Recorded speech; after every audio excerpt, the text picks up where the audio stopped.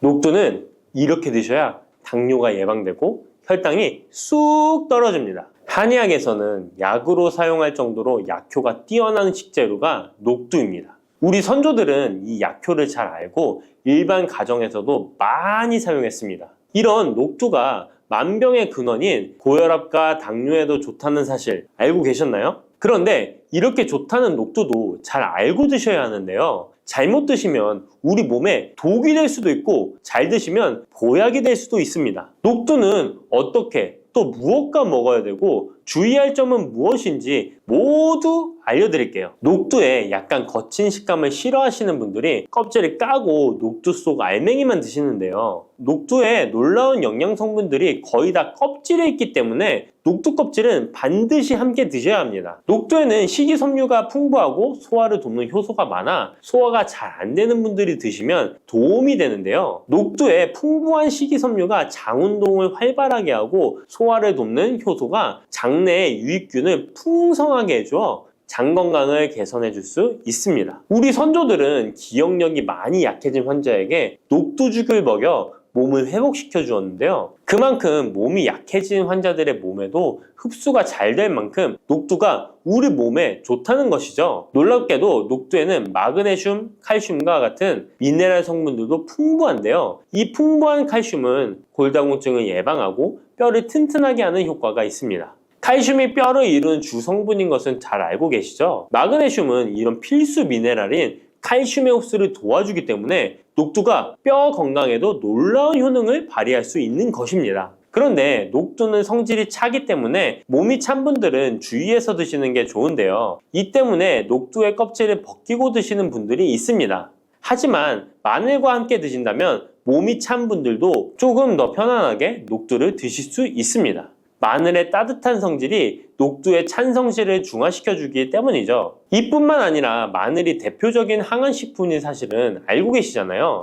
마늘에는 S알리시스테인과 알리신이라는 성분이 풍부해서 암세포를 억제하고 사면시켜주는 효능이 있습니다. 또한 강력한 항산화 성분인 폴리페놀이 많이 들어있어서 나쁜 콜레스테롤의 성장을 막아 혈관을 깨끗하게 만들어주기 때문에 심혈관 질환에 매우 탁월하답니다. 이뿐만 아니라 체내 지방의 대사를 촉진하여 지방 분해를 통해 체지방을 제거하고 비만을 예방하는 효능까지 있는 놀라운 식품이죠. 그래서 마늘을 녹두와 함께 드시면 시너지 효과가 있기 때문에 우리 몸에 보약이 될 수 있습니다. 마늘과 녹두를 함께 먹을 수 있는 가장 간단한 방법은 마늘 녹두밥을 지어 먹으면 되는데요. 녹두를 물에 충분히 불려서 밥을 하시면 녹두 껍질의 거친 식감을 완화시켜 편하게 드실 수 있습니다. 그리고 우리가 녹두하면 생각나는 대표적인 음식이 녹두 빈대떡이 있는데요. 맛있는 녹두 빈대떡에 돼지고기를 갈아서 함께 부쳐 먹기도 하죠.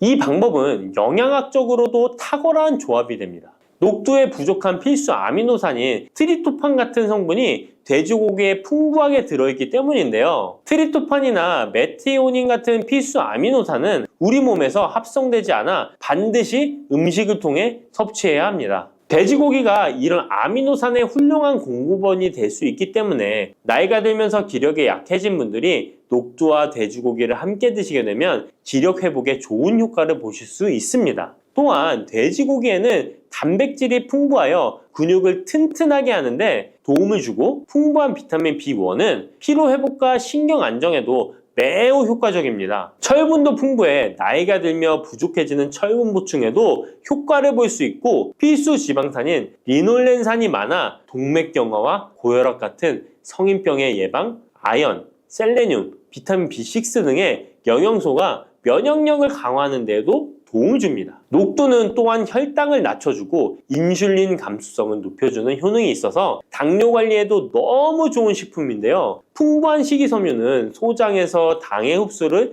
지연시켜주고 다양한 미네랄과 비타민이 당뇨로 인한 합병증을 예방하는 데에도 좋은 효능이 있습니다. 이때 팥과 함께 드시면 이런 효과들이 매우 높아집니다. 팥은 강력한 항산화 성분인 안토시아닌이 풍부해서 혈관의 활성산소를 제거해주고 혈관세포의 손상을 예방해줘서 혈관을 깨끗하고 건강하게 해줄 수 있습니다. 2014년에 발표된 한 연구에서 팥을 섭취하는 것이 2형 당뇨병 환자의 혈당 수치와 인슐린 저항성을 개선하는 데 도움이 되는 것으로 보고됐습니다. 이 연구에서는 4주 동안 매일 팥을 섭취한 결과 당뇨 환자들의 공복 혈당 수치가 평균 19.5% 감소하였고 인슐린 저항성이 감소하는 결과를 볼 수 있었습니다. 또한 팥은 쌀의 10배 이상, 바나나의 4배 이상의 많은 칼륨을 함유하고 있는데요. 칼륨은 몸 안에 나트륨을 배출하고 당뇨 환자의 신장 기능을 강화시켜주며 혈압 상승을 억제해주는 효능이 있습니다. 팥은 한의원에서 다이어트를 위한 처방을 할 때도 사용되는데 팥의 풍부한 칼륨은 이뇨작용을 통해 부종을 줄여줄 수 있기 때문에 지방이 몸에 축적이 잘 되어 살이 찌는 사람에게 효과적입니다. 특히 쉽게 붓고 살이 찌는 분들에게 더욱 효과가 좋은데요. 한 실험에서 실험쥐에 팥 추출물을 먹였더니 체지방 함량이 30% 이상 줄었고 몸무게도 37%나 감소한 결과를 발표하기도 했습니다. 자, 이렇게 녹두와 함께 복용하면 좋은 식품들을 알아보았는데요. 그렇다면 녹두를 복용할 때 주의할 점은 어떤 것이 있는지도 한번 살펴보겠습니다. 첫 번째는 녹두의 차가운 성질인데요. 녹두의 차가운 성질은 우리 몸의 열을 낮춰주고 스트레스를 해소하는 효과가 있습니다. 또한 염증 완화를 시키고 통증을 줄이는 데도 도움이 되는데요. 그래서 녹두로 속을 채운 베개를 쓰면 두통이 완화되기도 합니다. 다만 이런 찬 효능 때문에 녹두를 드실 때 주의하셔야 하는데요. 평소 몸이 찬 분들이 녹두를 많이 드시게 되면 오히려 몸에 해가 될 수 있습니다. 위나 장이 차가워지면 소화력이 떨어지고 복통이나 변비, 설사가 나타날 수 있습니다. 이런 분들이 녹두를 드시려면 앞에서 알려드린 대로 마늘과 함께 드셔보시기 바랍니다. 그리고 두 번째 주의할 점은 바로 녹두의 강력한 해독작용입니다. 녹두의 해독작용은 우리 몸의 중요한 장기 중 하나인 간에 많은 도움을 주는데요. 간은 우리 몸의 독소를 해독하는 역할을 맡고 있는데 녹두가 이런 간의 해독 기능을 도와주게 됩니다. 녹두의 풍부한 단백질과 펩타이드는 간 해독작용에 필요한 글루타치온의 원료를 공급해주며 체내에 중금속과 독성물질과 결합하여 몸 밖으로 내보내는 역할을 하게 됩니다. 특히 중금속 해독 연구에서는 납, 카드뮴 등의 흡수를 억제하거나 배출을 도와서 독성 완화 효과를 보여주기도 했습니다. 하지만 이런 효과가 우리가 보약을 복용하는 경우에는 상극이 될 수 있습니다. 보약의 효과가 녹두의 해독작용 때문에 많이 사라져버릴 수 있기 때문입니다. 그래서 한의원에서 한약을 지으면 녹두나 숙주나물을 먹지 말라고 얘기하는 겁니다. 이런 녹두의 해독작용은 녹두의 껍질에 있는 성분 때문에 나타나게 되는데요. 따라서 껍질을 제거하고 만든 요리나 녹두 전분으로 만든 청포묵, 녹두당면을 드시면 녹두의 해독작용은 누릴 수가 없습니다. 물론 녹두 껍질을 제거해도 알맹이에 영양성분들이 풍부한데요. 해독작용이 필요한 경우에는 껍질을 제거하지 않고 복용하시는 게 좋습니다. 세 번째로 복용 시에 주의할 점은 녹두의 풍부한 칼륨입니다. 앞에서 얘기했던 것처럼 칼륨은 나트륨을 배출해주며 당뇨와 고혈압에 도움이 되지만 신장이 약하신 분들에게는 간혹 독이 될 수 있습니다. 신장이 약하신 분들이 녹두를 필요 이상 많이 드시게 되면 칼륨 배출이 제대로 안 되면서 몸에 칼륨이 쌓여서 고칼륨 혈증이 발생할 수 있습니다. 그렇게 되면 근육 약화나 부정맥, 심장 질환 등의 증상이 발생할 수 있으니까 신장이 약하신 분들은 과도하게 많이 드시지 않는 게 좋습니다. 마늘이 몸에 좋다는 사실은 너무도 잘 알고 계시죠? 그런데 이것과 함께 먹으면 암과 치매에 걸린다니 깜짝 놀라셨나요? 아무리 몸에 좋은 마늘이지만 함께 먹으면 오히려 몸에 독이 되는 음식들도 있습니다. 그리고 마늘은 생마늘, 구운 마늘, 찐마늘, 절인 마늘, 흑마늘 등 먹는 방법이 다양하잖아요. 이렇게 먹는 방법에 따라서도 우리 몸에 주는 효능이 다르답니다. 여기서 잠깐! 마늘 껍질은 대부분 먹지 않고 버리시잖아요. 마늘 껍질 오늘부터 절대 버리지 마시기 바랍니다. 마늘 껍질을 왜 먹어야 하는지 그리고 어떻게 먹어야 하는지 알려드릴게요. 자, 그럼 마늘과 절대 함께 드시면 안 되는 음식과 마늘과 함께 드시면 좋은 음식, 그리고 마늘과 마늘 껍질의 효능까지 마늘에 대한 모든 것을 알려드릴게요. 마늘은 정말 우리나라 사람들이 좋아하는 식재료인데요.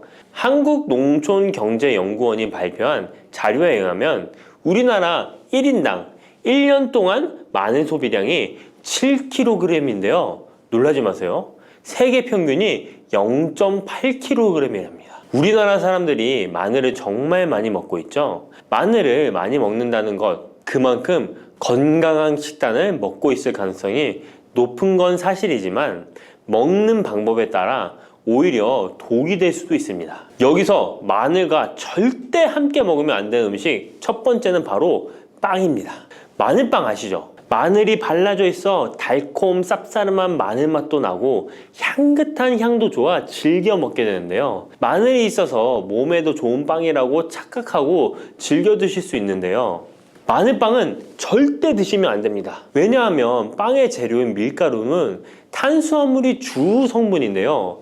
밀가루의 고탄수화물은 소화 과정에서 당으로 분해되고 혈당 지수를 급격히 올리게 되며 이때 인슐린의 분비가 과도하게 됩니다. 이런 현상이 반복되게 되면 체내의 인슐린 저항성이 높아지고 췌장을 망가뜨려 당뇨를 유발할 수 있는 것입니다. 그리고 이 당은 몸에 흡수되면서 지방으로 변하고 쉽게 살이 찌게 되어 비만을 야기할 수 있습니다. 밀가루 빵을 만들면 글루텐이라는 단백질이 생성되는데 이 글루텐은 소화불량, 복통, 변비 등 증상을 유발할 수 있습니다. 이뿐만 아니라 글루텐이 몸에 들어오면 장에서 에소루핀이라는 성분이 만들어지게 되는데 이 에소루핀은 중독성이 강해 밀가루 중독을 일으켜 빵 같은 밀가루를 과다 섭취하게 만든다는 것입니다. 마늘이 아무리 좋은 성분으로 항암작용, 항염증 작용을 한다고 해도 마늘빵으로 드신다면 아무 소용이 없는 것입니다. 그러면 마늘은 어떻게 먹어야 마늘의 효능을 극대화할 수 있을까요? 마늘은 생으로 드실 때도 물론 좋지만 익혀서 드실 때 더욱 좋습니다. 몸에 보약이 되는 마늘 먹는 법, 첫 번째는 마늘밥입니다. 국립농업과학원에 따르면 마늘의 S-알리시스테인 함량을 조리법에 따라 조사한 결과 생마늘일 때 S-알리시스테인 함량이 2.77mg 정도 되었고 삶기 시작한 후 30분이 지나면 4.92mg이 되었으며 1시간이 지났을 때 9.16mg으로 생마늘에 비해 무려 4배 이상이 많아진다고 했습니다. 뿐만 아니라 121도의 온도에서 1시간 동안 마늘을 쪘을 때 S-알리시스테인 함량이 50.24mg으로 생마늘보다 18배 정도 높았다고 연구 결과를 발표했습니다. 따라서 마늘을 드실 때는 1시간 이상 끓여서 드시는 것이 좋은데요. 이런 방법이 번거로워 추천드리는 방법이 바로 마늘밥입니다. 밥을 할 때 마늘을 넣는데요. 1인분에 마늘 3, 4알 정도씩 넣어서 밥을 하시면 됩니다. 현미가 있다면 현미를 넣은 마늘밥을 하시면 더욱 좋은데요. 현미 속에는 티아민이라는 성분이 있는데 마늘의 S-알리시스테인과 현미의 알리티아민 두 가지 성분을 모두 섭취하여 항암 효과뿐만 아니라 피로회복, 근육통 완화에도 좋은 밥이 되는 것입니다. 그럼 마늘밥을 하기 위해 마늘을 까고 나면 껍질은 어떻게 하셨나요? 버리셨나요? 오늘부터는 절대 버리지 말기 바랍니다. 마늘에 효능하면 첫 번째로 생각나는 것이 아마도 항암 효과일 거예요. 그런데 마늘 껍질을 통해 엄청난 항암 효과를 누릴 수 있는데요. 우리나라 연구진에서 연구한 결과 마늘 껍질을 70% 에탄올 용매로 반복 추출해서 만든 마늘 껍질 추출물이 암 예방 효과에 탁월한 효능이 있다고 발표되었습니다. 특히 유방암, 위암, 간암, 대장암, 폐암, 세포뿐 아니라 다양한 암세포에 대한 억제 효과가 있다고 했는데요. 그 중에서도 유방암 세포의 증식을 억제하는 데 효과가 가장 높았다고 합니다. 마늘 껍질의 두 번째 효능은 바로 심혈관을 튼튼하게 한다는 것입니다. 마늘 껍질은 마늘 알맹이보다 식이섬유가 4배, 폴리페놀이 7배나 많게 함유되어 있는데요. 식이섬유는 혈관 내에 나쁜 콜레스테롤을 흡착해 몸 밖으로 배출하는 데 도움을 주고, 항산화 성분인 폴리페놀은 콜레스테롤이 산화되는 것을 막아 나쁜 콜레스테롤이 만들어지는 것을 방지하는데 효능이 있는 아주 중요한 성분입니다. 마늘 껍질에 함유된 알리신 성분은 혈중 지질을 낮춰 콜레스테롤과 중성지방을 낮추는 데 효과적인 성분입니다. 이를 통해 동맥경화를 방지하는 데 도움을 주어 심혈관 질환을 예방하는 데 좋은 성분인 것입니다. 또 마늘 껍질을 말려 분말로 만들어 음식에 넣어 드시면 비만을 막아주는 효과를 볼 수 있는데요. 식이섬유가 풍부해 지방의 흡수를 막고 나쁜 지방을 배출하는 데에도 탁월한 효능이 있습니다. 뿐만 아니라 체내 지방의 대사를 촉진하여 지방 분해가 빠르게 일어나 체지방을 제거하는 데 아주 효과적입니다. 그리고 마늘 껍질 분말로 드시는 방법 말고 차로도 드시는 방법이 있는데요. 마늘차 우리는 법을 알려드릴게요. 마늘 껍질을 깨끗하게 씻어 말린 다음에 기름을 두르지 않은 팬에 마늘 껍질을 넣고 볶아주어 수분을 없애줍니다. 이렇게 하는 이유는 수분을 없애는 것도 있지만 마늘 껍질을 열을 가하게 되면 항산화 성분인 폴리페놀과 플라보노이드 성분이 증가하기 때문입니다. 이렇게 수분을 없앤 마늘 껍질을 냉동실에다 보관하셨다가 드실 때 끓는 물에 소주 반 컵을 넣고 물 1리터, 마늘 껍질 15g 정도 넣고 끓여주시면 됩니다. 이렇게 끓인 마늘 껍질 차를 따뜻하게 드셔도 되고 냉장고에 넣어 시원하게 드셔도 괜찮습니다. 마늘이 몸에 좋다고 해서 꿀에 마늘을 재워 드시는 분 계시잖아요. 물론 꿀마늘이 몸에 좋은 분들도 계시지만 꿀과 마늘은 절대 함께 드시면 안 되는 음식입니다. 식품 비방이라는 문헌에 보면 꿀과 마늘은 함께 먹으면 안 된다라고 적혀 있는데요. 그 이유는 꿀과 마늘은 둘 다 열을 내는 뜨거운 음식이기 때문입니다. 꿀과 마늘을 함께 먹게 되면 체질이 맞지 않는 경우에는 부작용이 클 수 있기 때문입니다. 체질에 맞지 않는 분들이 이 꿀마늘을 드시게 되면 눈의 충혈이 잦아지고 노화가 빨라질 수 있습니다. 돋보기를 빨리 쓸 수 있게 된다는 거죠. 또한 두통이 생기며 피부에도 트러블이 생기는 부작용도 있으니 꼭 기억하시기 바랍니다. 당 섭취에 주의하셔야 하는 당뇨, 고지혈증을 갖고 계신 분들이나 암 환자분들은 절대로 꿀마늘을 드시면 안 됩니다. 그렇다면 마늘을 또 어떻게 드시는 것이 좋을까요? 바로 다양한 쌈채소와 함께 드시는 것을 추천드립니다. 마늘의 매운맛을 내는 알리신 성분이 혈관을 건강하게 하여 암을 예방하고 쌈채소를 통해 다양한 비타민과 무기질을 섭취하며 풍부한 항산화 물질도 섭취해 활성산소를 제거하고 혈관을 깨끗하게 해 노화를 방지하고 활력이 넘치는 건강한 몸이 될 수 있는 것이죠. 그런데 마늘을 반찬으로 만들어 드실 때 절대 드시면 안 되는 것이 있습니다. 그것은 바로 마늘장아찌입니다. 아니, 마늘장아찌가 왜? 라고 의문이 생기는 분들이 계시죠? 모든 마늘장아찌가 안 된다는 것이 아니라 설탕이 많이 들어간 마늘장아찌는 만들어 드시면 안 됩니다. 시중에 판매되는 마늘장아찌에는 설탕이 많이 들어가 있을 가능성이 높으니 절대 드시지 않기를 바랍니다. 몸에 좋은 마늘도 설탕과 함께 먹으면 오히려 독이 되는데요. 설탕이 많이 함유된 마늘장아찌를 드시게 되면 혈당이 급격하게 오르고 인슐린 저항성이 높아지며 혈액 속에 중성지방이 많아져 혈액을 끈적하게 만들게 됩니다. 또한 설탕을 많이 섭취하게 되면 뇌에서 기억력을 담당하는 해마의 크기를 줄어들게 해 기억력을 감퇴시키고 나아가 치매를 일으킬 수도 있습니다. 집에서 마늘장아찌를 담가 드실 때는 설탕을 넣지 말고 건강한 식재료만을 사용하시는 것이, 마늘을 건강하게 드실 수 있는 또 다른 방법은 흑마늘을 추천드립니다. 마늘에 열을 가하면 마늘색이 점점 짙어져 결국 까맣게 변하는 흑마늘이 되는데요. 그 이유는 마늘 속에 있는 당류와 단백질인 아미노산이 반응하여 갈색을 띠는 멜라노이딘 색소가 만들어지기 때문입니다. 이 반응을 마이야르 반응이라고 하죠. 고기를 구우면 빨간색의 고기가 점점 희어지다 갈색으로 변하는 반응과 같은 원리인 것입니다. 이렇게 흑마늘을 만들게 되면 생마늘보다 S알리스테인 성분이 5배가 많아질 뿐만 아니라 새로운 항산화 물질들이 많이 만들어지게 됩니다. 항암 효과가 뛰어난 폴리페놀이 생마늘에 비해 4배 이상 많아지고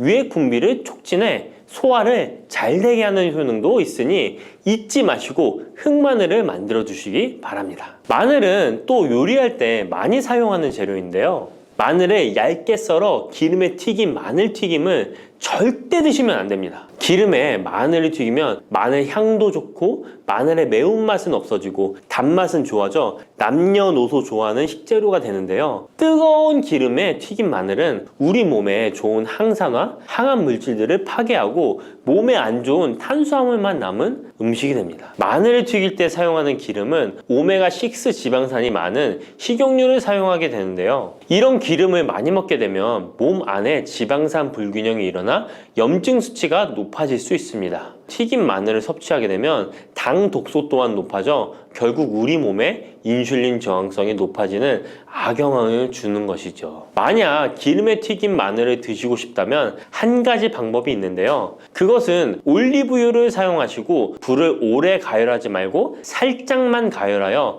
마늘도 튀기듯이 오래 하지 말고 살짝만 익혀서 드시면 향도 좋고 몸에도 좋은 마늘을 드실 수 있습니다. 올리브유를 이용한 마늘을 드시는 방법 하나 더 알려드리겠습니다. 그것은 올리브유에 마늘을 재워 먹는 방법인데요. 먼저 마늘을 끓는 물에 넣어 5분 정도 데쳐주시고요. 소독된 병에 마늘을 담고 올리브유를 가득 담아줍니다. 이때 통후추를 조금 넣어주면 풍미를 더욱 높일 수 있습니다. 올리브유와 마늘이 만나 항산화 성분, 항암 물질이 극대화되어 혈관을 튼튼히 하고 혈전의 생성을 막고 혈류를 원활하게 하여 치매를 예방하고 심장마비와 뇌졸중까지 예방할 수 있는 보약이 되는 것입니다. 이렇게 만든 마늘 올리브유 절임은 반찬으로 드셔도 좋고 생선 요리를 할 때 이 마늘을 으깨어 생선에 발라주면 생선 비린내를 잡아줄 뿐만 아니라 마늘과 올리브유의 풍미가 더해져서 더욱 맛있는 요리가 될 수 있습니다. 이렇게 좋은 마늘도 드실 때 주의하셔야 할 분들이 계신데요. 마늘의 효능 중에 혈전을 제거하고 혈류를 원활하게 하는 효능이 있었잖아요. 이런 효능이 혈액을 묽게 만들기 때문인데요.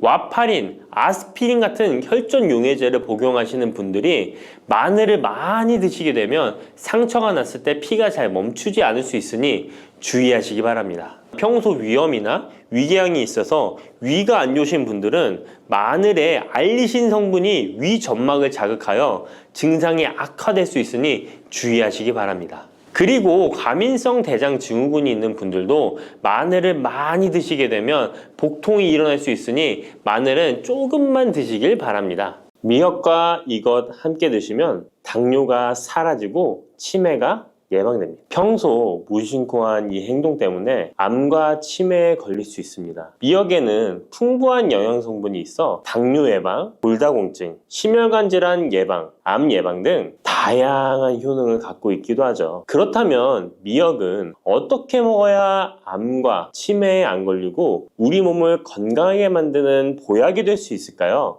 미역국 끓일 때 고소한 들기름에 미역을 달달 볶아서 끓여 먹으면 정말 맛있잖아요. 그런데 절대로 미역을 볶을 때 들기름을 넣고 조리하시면 안 됩니다. 들기름은 오메가3 지방산과 혈관의 콜레스테롤을 제거하고 노폐물을 배출하여 혈관을 건강하게 해줍니다. 또한 동맥경화를 방지하여 심혈관 질환을 예방하고 뇌신경을 활발하게 하여 치매 예방에도 좋은 효능이 있습니다. 그런데 들기름은 다른 점이 낮아 열을 가하게 되면 산패가 되어 좋은 성분은 없어지고 1급 발암물질인 벤조피렌이 생성됩니다. 벤조피렌은 암을 발생시킬 뿐만 아니라 뇌 분비계의 장애를 일으키고 뇌 건강에 악영향을 주는 정말 위험한 물질입니다. 건강에 좋은 줄 알고 넣은 들기름 때문에 오히려 건강을 해치는 독을 먹는 상황이 되는 거죠. 들기름은 미역국을 다 끓인 다음에 마지막에 한 스푼 넣어 드시면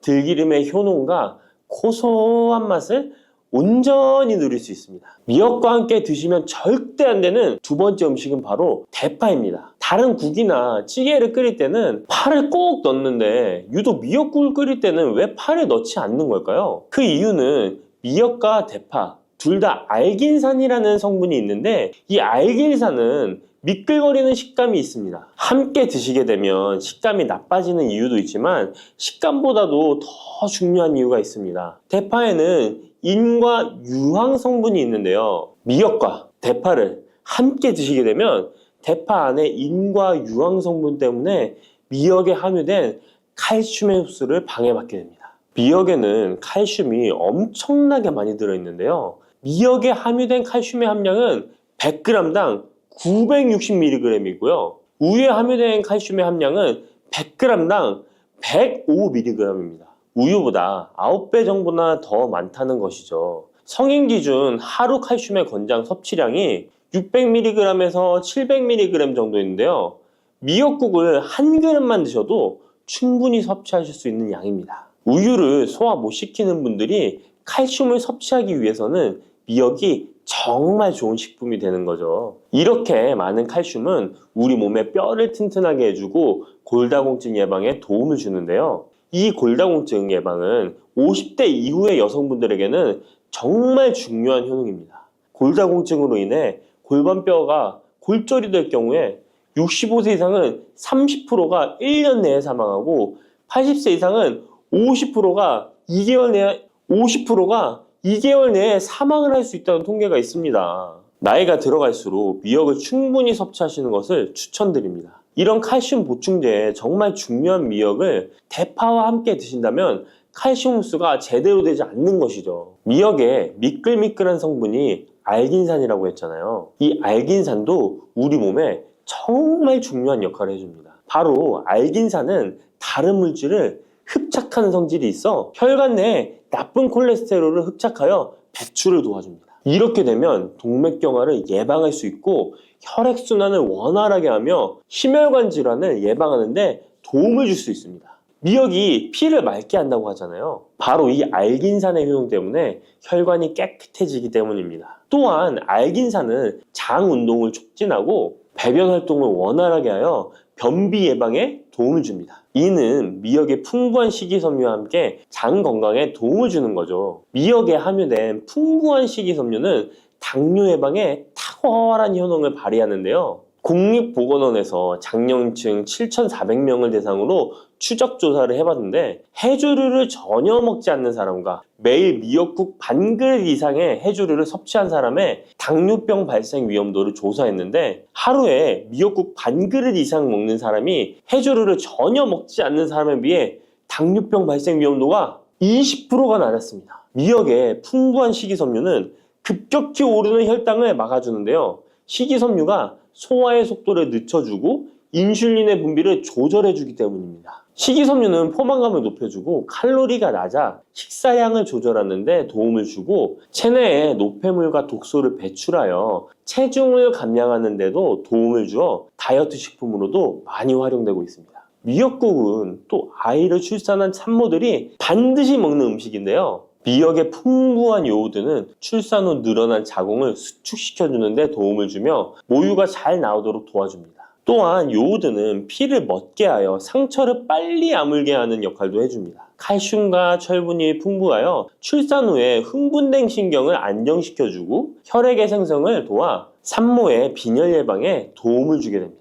또한 칼륨이 풍부한데요. 칼륨은 체내 나트륨을 배출해주는 역할을 해줘 산모의 부종을 완화시켜주는데 탁월하기도 합니다. 그리고 요오드는 산모에게 좋을 뿐만 아니라 신진대사를 촉진하여 몸에 에너지를 보충해주는 역할을 합니다. 요오드가 부족할 때 나타나는 증상들이 있는데요. 몸에 기력이 없다고 하죠. 힘이 없고 피로감이 높아지게 됩니다. 신진대사가 원활하지 않기 때문에 몸의 영양소를 소모하지 않게 되어 체중이 증가하게 되고요. 피부가 건조해져 거칠어지고 탈모도 일어날 수 있습니다. 나이 들면서 인지 능력이 떨어지는 것도 요오드 부족의 한 현상일 수도 있습니다. 요오드가 부족하면 우리 몸의 호르몬의 중추적인 역할을 하는 갑상선에 문제가 생기는데요. 바로 갑상선 저하증이 생길 수 있습니다. 이러한 문제들을 미역을 섭취함으로 예방할 수 있는 건데요. 요오드의 하루 권장 섭취량은 2.4mg입니다. 미역국 한 그릇에는 요오드가 약 1.1mg 정도 함유되어 있으니 미역국은 하루에 한두 그릇만 드시길 바랍니다. 요오드는 과하게 섭취하게 돼도 문제가 생기는데요. 요오드의 섭취량이 많아지면 갑상선염이나 다른 갑상선 질환도 유발할 수 있습니다. 특별히 갑상선이 약하신 분들은 미역을 섭취하는데 주의하셔야겠습니다. 갑상선은 우리 몸에서 가장 중요한 내분비 기관 중 하나인데요. 갑상선은 목 부분, 기관지 아래에 위치한 나비 모양의 내분비 기관인데요. 중요한 여러 기능을 하지만 그 중에서도 대사율을 조절하는 역할이 있습니다. 갑상선에 T3, T4 호르몬을 분비하여 우리 몸의 에너지 소비와 체온 조절을 하는데 중요한 역할을 하게 됩니다. 갑상선 호르몬은 신경 시스템의 정상적인 기능을 유지하는데 꼭 필요한데요. 호르몬이 제대로 분비되지 않아 수치가 너무 높거나 낮게 되면 우울, 불안 증세, 기억력 감퇴 등의 문제도 발생할 수가 있습니다. 이 갑상선 호르몬에 영향을 미치는 것 중에 요오드가 있는데요. 요오드가 부족하면 세계보건기구에서는 뇌세포가 손상되고 치매가 발생할 수 있다고 보고하고 있습니다. 갑상선 저하증이나 항진증이 있는 분들이 요오드가 많은 미역을 많이 드시면 오히려 건강을 더 해칠 수가 있습니다. 건강하신 분들은 미역을 많이 드셔도 호르몬 조절이 잘 되어 문제가 없지만 갑상선에 문제가 있어서 호르몬 조절이 잘 안 되는 분들은 이 요오드의 수치가 높아지게 되면 체내에 활성산소가 증가하게 되어 염증을 일으키고 갑상선염을 유발하고 극히 드물지만 심해지면 갑상선 암으로도 발전시킬 가능성도 있습니다. 따라서 갑상선에 문제가 있는 분들은 미역을 드실 때 주의하셔야 합니다. 날이 갈수록 암의 발병률이 높아지고 있어서 암에 대한 관심도가 높아지는 것이 사실이죠. 이처럼 미역에는 강력한 항암 효과가 있어 건강식품으로도 아주 좋은데요. 미역에는 요오드, 식이섬유, 칼슘, 비타민 등 많은 영양소가 있다고 했잖아요. 그런 것보다 훨씬 중요한 것이 있습니다. 바로 후코이단이라는 성분인데요. 이 성분이 바로 강력한 항암 작용을 한다고 알려져 있습니다. 후코이단 성분은 미역의 줄기보다 미역귀에 7배나 많이 들어있어 요즘에 미역귀가 항암식품으로 많이 알려져 있습니다. 이 후코이단은 암세포가 스스로 사멸되도록 유도하는 효능이 있습니다. 이러한 효능으로 암세포가 생기는 것을 막아주고 전이 되는 것도 방치할 수 있는 거죠. 후코이단은 특히 폐암, 간암, 대장암, 유방암, 백혈병에 효능이 좋다고 입증된 논문들이 발표되기도 했습니다. 후코이단은 항암 작용 외에도 콜레스테롤 혈관에 흡착되지 않도록 막아주고 혈류를 원활하게 해주어 혈관을 건강하게 해주는 역할을 해줍니다. 이렇게 혈관을 깨끗하게 해주어 뇌졸중과 뇌경색, 심근경색 등의 심혈관 질환도 예방할 수 있습니다. 미역귀와 함께 토마토를 드시면 항암 효과를 극대화할 수 있는데요. 토마토가 채소의 왕으로 불리며 우리 몸에 정말 좋다는 사실 알고 계시죠? 토마토에는 라이코펜이라는 항산화 성분이 풍부하게 함유되어 있습니다. 라이코펜은 강력한 항산화 작용으로 몸 안의 활성산소를 제거하여 혈관을 건강하게 하고 염증을 제거하여 노화를 예방할 뿐만 아니라 미역의 후코이단과 만나 암세포를 제거하는 강력한 항암작용을 하게 됩니다. 미역과 함께 드시면 효과가 극대화되는 음식으로는 두부가 있습니다. 콩으로 만든 두부는 식물성 단백질이 풍부해서 건강식품으로 우리 식탁에 정말 많이 올라오죠. 두부에는 단백질뿐만 아니라 사포닌 성분도 풍부하게 함유되어 있습니다. 사포닌은 인삼, 홍삼, 더덕 등에도 풍부하게 함유되어 있는 성분인데요. 이 사포닌은 면역력을 강화하고 체내에 활성산소를 제거하여 노화를 방지하고 항암 작용도 하여 암을 예방하기도 합니다. 정말 기적과 같은 성분입니다. 그런데 이 사포닌의 단점이 체내에 요오드를 배출하여 요오드 결핍이 있는 분들은 주의하셔야 하는데 미역과 함께 드신다면 미역에 함유된 풍부한 요오드와 사포닌의 만남으로 미역의 섭취로 과다할 수 있는 요오드의 양을 두부의 사포닌이 배출시켜주어 걱정 없이 드실 수 있게 되는 것이죠. 칼슘은 뼈를 튼튼하게 만들어준다고 상식적으로 알고 계시잖아요. 우리 몸에는 칼슘이 많아도 골다공증이 생긴다는 사실 들어보셨나요? 칼슘이 풍부한 우유를 많이 마시는 덴마크나 스웨덴 같은 나라에서 골다공증이 많다고 합니다. 오히려 많은 칼슘이 혈관이나 심장에 쌓여서 석회화를 일으켜 건강을 해치게 되는데요. 그렇다고 칼슘이 많은 음식을 안 먹을 수도 없고 어떻게 해야 할까요? 걱정하지 마세요. 해결책 바로 알려드릴게요. 그것은 바로 계란과 함께 드시면 해결됩니다. 계란에 들어있는 다양한 영양 성분이 오스테오칼신이라는 단백질을 활성화시켜 주는데, 이 단백질은 뼈를 강화하고 칼슘이 뼛속으로 제대로 흡수할 수 있도록 도와줍니다. 이 오스테오칼신을 활성화해주는 역할을 하는 게 비타민 K2인데, 우리나라에서는 허가가 늦게 나서 그동안 정식으로 섭취 못했던 비타민 K2도 지금은 허가가 나서 요새 영양제를 보면 칼슘과 마그네슘, 비타민 D와 비타민 K까지 같이 들어있어 칼슘의 흡수를 더욱 용이하게 만들어주는 영양제도 쉽게 찾아볼 수 있습니다.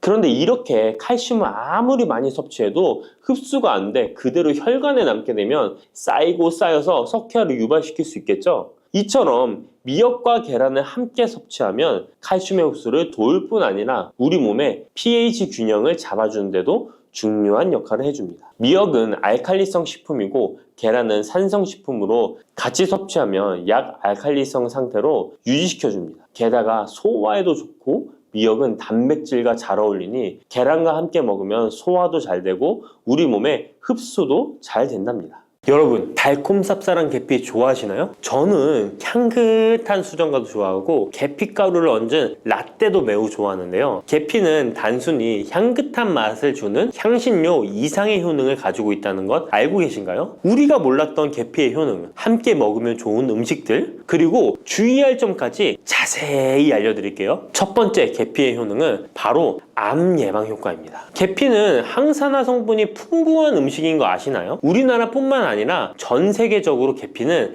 많은 사랑을 받고 있는데요. 향이 좋을 뿐만 아니라 계피의 효능 또한 뛰어나기 때문입니다. 계피에는 항산화 물질이 함유되어 있는데요. 이런 항산화 물질은 우리 몸의 세포가 노화되거나 손상되는 것을 막아주는 역할을 합니다. 특히 계피에 들어있는 시나믹 알데하이드라는 성분이 강력한 항암 효과를 가지고 있어 암세포의 성장을 억제하는 효과가 있는 것이죠. 연구에 따르면 계피는 특히 대장암이나 간암 예방에 효과적일 수 있다고 하는데요. 계피에는 항산화 물질인 폴리페놀이 풍부하게 함유되어 자유라디칼이라고 불리는 유해한 분자로부터 세포를 보호하는 역할을 합니다. 자유라디칼은 암 예방과 관련된 DNA 손상을 일으킬 수 있으므로 항산화 작용을 통해 암 예방에 도움을 줄 수 있습니다. 꾸준히 섭취하면 암 예방에 큰 도움이 될 수 있겠죠? 계피의 놀라운 효능 두 번째는 탁월한 콜레스테롤 관리입니다. 계피는 콜레스테롤 수치 조절에도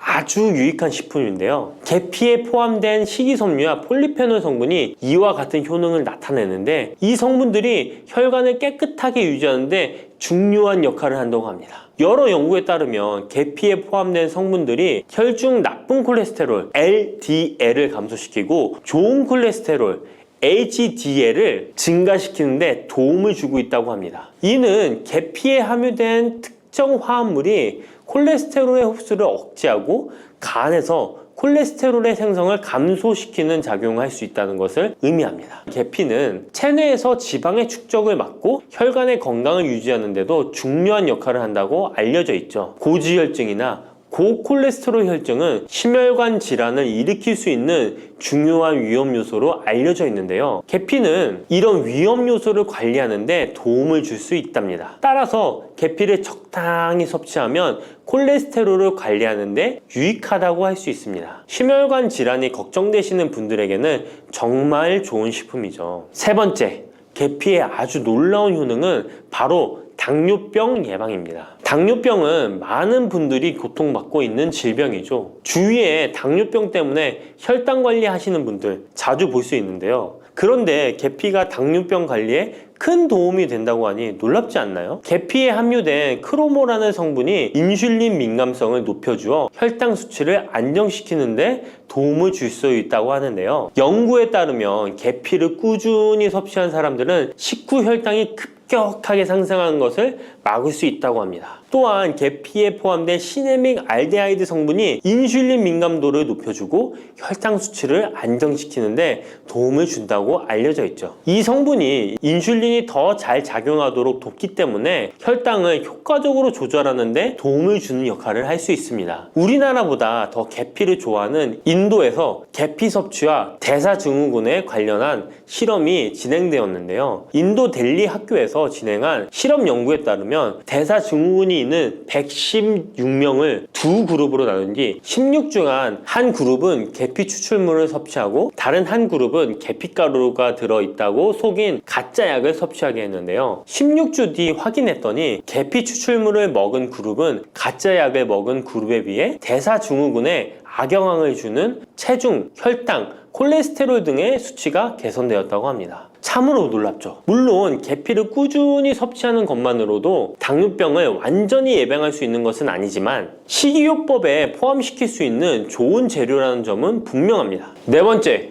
계피의 놀라운 효능은 바로 항염작용입니다. 계피가 항염작용까지 있다니 참 신기하죠? 계피에는 항염증 작용이 있는 화합물이 함유되어 있는데요. 계피에 들어있는 시나믹 알데하이드 성분은 염증을 줄이는데 효과적이라고 연구 결과도 있습니다. 이 성분은 몸속 염증 반응을 억제해 주어 관절염, 근육통, 염증성 질환이 있는 분들에게 매우 유익한 식품이죠. 특히 체내에서 발생하는 염증은 만성적인 질환을 유발할 수 있기 때문에 이를 예방하는 것이 중요한데요. 계피를 섭취하면 몸속 염증을 낮춰주는데 도움을 줄 뿐만 아니라 면역력 강화에도 긍정적인 영향을 미친다고 알려져 있습니다. 겨울철에는 찬바람과 습기로 인해 염증이 쉽게 발생하는데 계피를 섭취하면 몸을 따뜻하게 해주고 염증을 예방하는 데 도움이 됩니다. 계피 섭취가 일상적인 건강 유지, 특히 쌀쌀한 겨울에 아주 좋은 영향을 미친다고 할 수 있죠. 그렇다면 이것들과 계피와 함께 먹으면 계피의 효능이 2배가 된다는데요.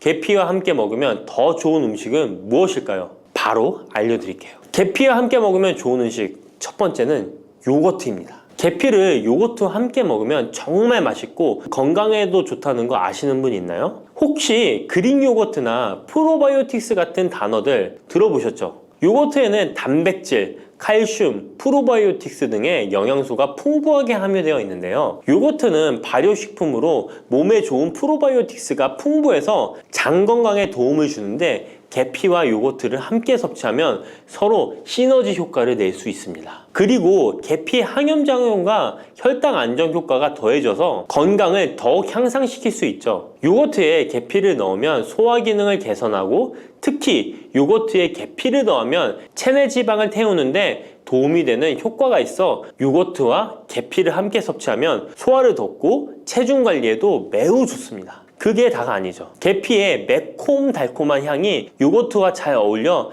맛있게 즐길 수 있습니다. 요거트를 자주 드시는 분들은 꼭 한번 계피를 뿌려서 드셔보세요. 샐러드 드실 때 드레싱으로 요거트를 사용한 뒤 그 위에 계피가루 톡톡 뿌려서 드시는 것도 아주 좋은 계피와 요거트 활용법입니다. 계피와 찰떡궁합인 식품 두 번째는 사과입니다. 계피와 사과는 정말 잘 어울리는 조합인 거 아시나요? 사과에는 비타민C와 식이섬유, 항산화 성분이 풍부해서 면역력 강화와 소화에 도움을 주는 과일인데요. 계피는 당뇨병 예방과 관리에 도움을 주며 혈당 조절에 효과적인데요. 계피와 사과를 함께 먹으면 두 가지 재료의 장점이 더해져 더욱 효과적인 건강 관리가 가능하다는 것이에요. 그리고 이 두 가지가 만나면 체중 관리에도 큰 도움이 된다니 같이 안 먹을 이유가 없겠죠. 맛 또한 더욱 좋아지는데요. 계피는 사과의 달콤한 맛을 더욱 풍부하게 만들어주는데 서양에서는 디저트로 사과파이에 계피가루를 얹어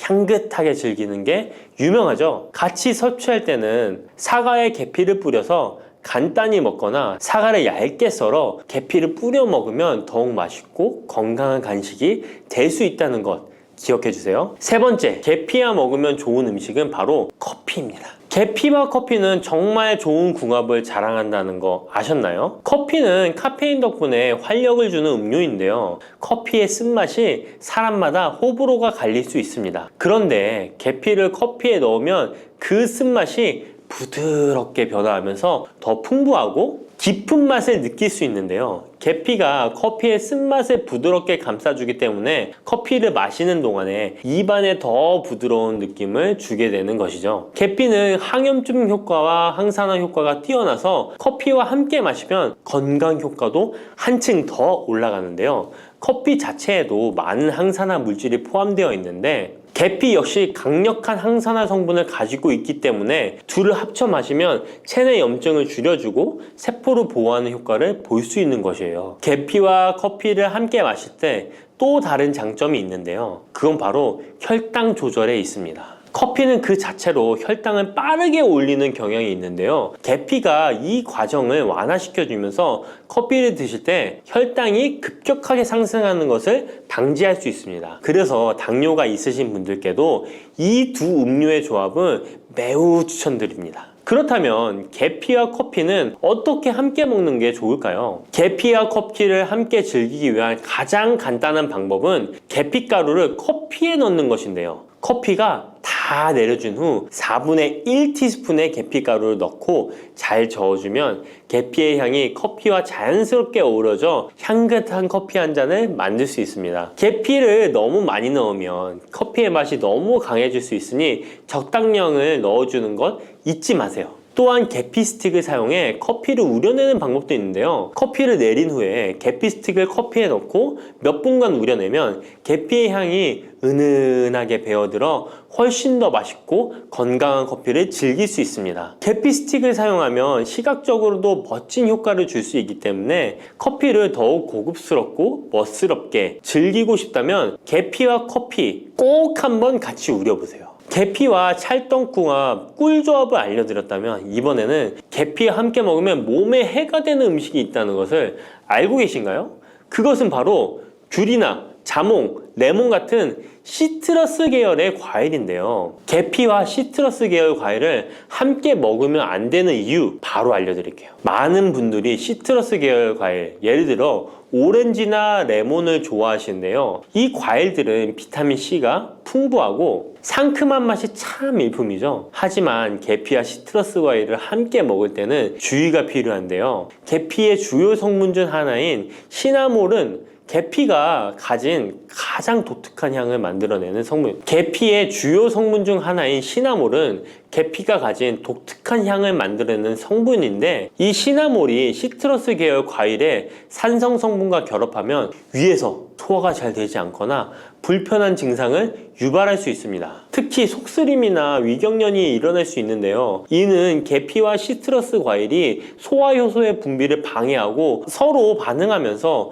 위에 자극을 주기 때문입니다. 거기에다 시트러스 과일의 산도가 더해져 위산이 과도하게 분비될 수 있기 때문에 계피와 오렌지, 레몬, 귤과 같은 과일들을 함께 먹는 것은 피하는 것이 좋습니다. 만약 계피와 과일을 함께 즐기고 싶다면 아까 알려드렸던 사과도 매우 좋고 아니면 배도 계피와 잘 어울리는데요. 이러한 과일 소화에도 부담을 주지 않기 때문에 이제부터 계피와 과일을 함께 드시고 싶다면 꼭 유의해 주세요. 계피가 많은 효능을 가지고 있지만 부작용도 있을 수 있는데요. 계피를 섭취할 때 주의할 점은 무엇일까요? 그건 바로 과다 섭취, 간에 손상을 줄 수 있기 때문입니다. 계피는 적당히 섭취하면 건강에 많은 도움을 주지만 과다 섭취 시에 간에 부담을 줄 수 있다는 거 아셨나요? 특히 일반적으로 판매되는 카시아 계피는 쿠마린이라는 성분을 포함하고 있는데요. 이 성분은 과다 섭취 시에 간 손상을 일으킬 수 있습니다. 쿠마린은 간 독성을 일으킬 수 있는 물질로 알려져 있기 때문에 계피를 과다하게 섭취하는 것은 최대한 피하는 것이 좋겠죠? 여기서 우리가 주로 섭취하는 계피가 카시아 계피인지 세이론 계피인지 헷갈리시는 분도 있으실 거예요. 둘의 차이점을 알려드릴게요. 일반 계피는 주로 카시아 계피인데요. 카시아 계피는 중국, 인도, 베트남 등의 아시아 지역에서 많이 재배됩니다. 이 계피는 맛이 더 강하고 매운맛이 나면서 향도 좀 더 진하죠. 가격도 비교적 저렴해서 국내 유통되는 계피는 대부분 이 카시아 계피입니다. 세이론 계피는 주로 스리랑카, 인도의 일부 지역에서 자주 자생하는데요. 이 세이론 계피는 쿠마린의 함량이 매우 적답니다. 그래서 세이론 계피는 일반 계피보다 상대적으로 많이 섭취해도 건강에 부담이 적다는 것이죠. 세이론 계피는 향도 더 섬세하고 가벼운 느낌을 준다는 건데요. 세이론 계피는 더 희귀하고 가격이 비싸고 고급 계피로 취급되며 주로 건강식품이나 고급 요리에 사용됩니다. 앞서 말했듯이 우리가 쉽게 구할 수 있는 계피는 카시아 계피인데요. 그래서 섭취할 때는 보통 하루에 1에서 2g 정도 섭취하는 것이 안전한 양으로 권장되고 있고, 과다 섭취로 계피의 부작용을 경험하고 싶지 않으시다면 계피를 섭취할 때는 적당량을 지키는 것이 중요합니다. 꼭 기억해 주세요.